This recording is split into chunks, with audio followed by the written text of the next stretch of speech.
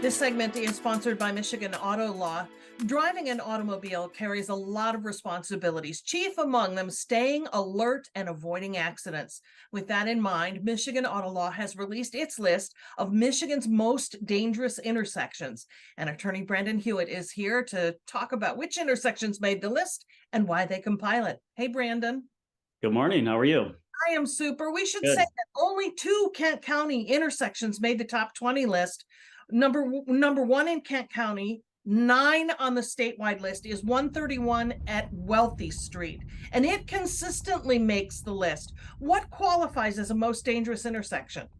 So there's good news and bad news on this list this year. So most dangerous intersections are really the top number of crashes in the state. So the good news, like you said, is that we have fewer crashes in West Michigan than what we've seen kind of throughout the state. So only 2 in the top 20 as far as total number of crashes.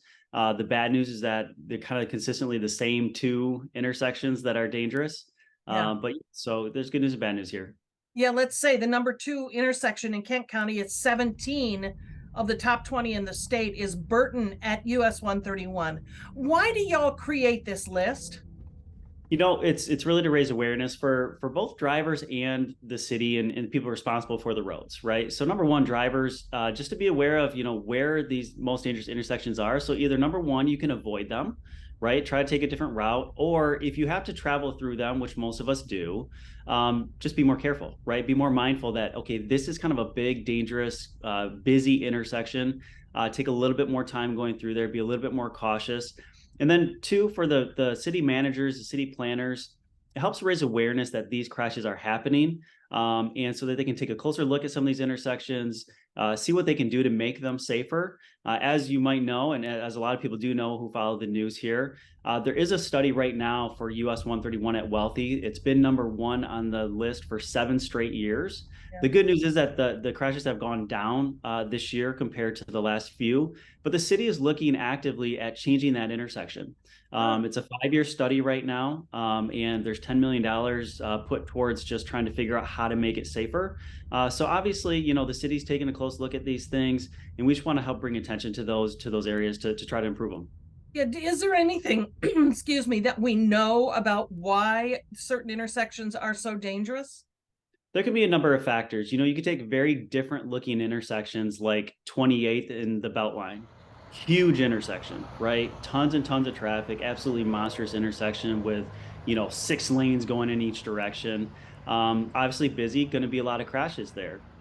Look at then US 131 at Wealthy, a lot of volume, really small intersection, right? There's only a couple of lanes, 1 lane in each direction, a turn lane. So 2 totally different looking intersections, both very dangerous. So there can be different reasons, right? Number 1 could just be high volume of traffic. Number 2 can be the intersection is too small. Other things could be speed. And obviously there's always the human factor of distracted driving, driving too fast, those types of things. So, both design and people, I think, contribute to these things. So advice for drivers keeping it safe. I guess you just listed what makes them dangerous. Stay off the devices, slow it down. What else, Brandon? Yeah, number 1, we are obviously talking a lot about the new law about stopping distracted driving. We think that's going to help. Obviously, we'll see. Number 2, just be more careful. We have this basic rule of don't be the first one into the intersection, right? Even when you see the light turn green, just count to 3 before you enter that intersection. You don't know if somebody's going to be trying to beat a yellow, not paying attention, running the red light. Just don't be the first into the intersection. Take your time. Obviously, also watch for pedestrians. A lot of these intersections have pedestrian crosswalks, and there's going to be a lot of people. Grand Rapids is a bike-friendly and pedestrian-friendly city. So be careful watching for those people crossing the intersection. Just take your time. Be a little bit more mindful and diligent at these spots. All right.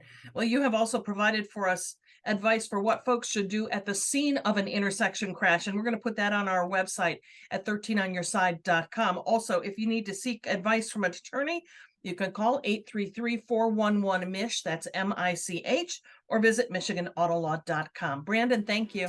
Yeah, thank you as always.